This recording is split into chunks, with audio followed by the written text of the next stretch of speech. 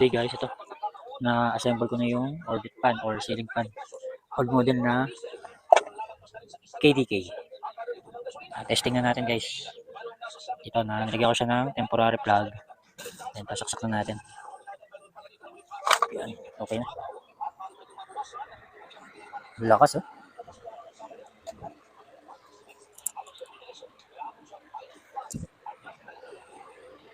Working pa yung ano niya, oscillation niya. Ibang klase yung oscillation niya guys. Oh.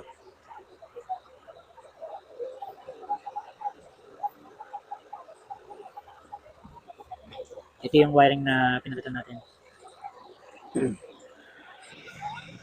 Ayan.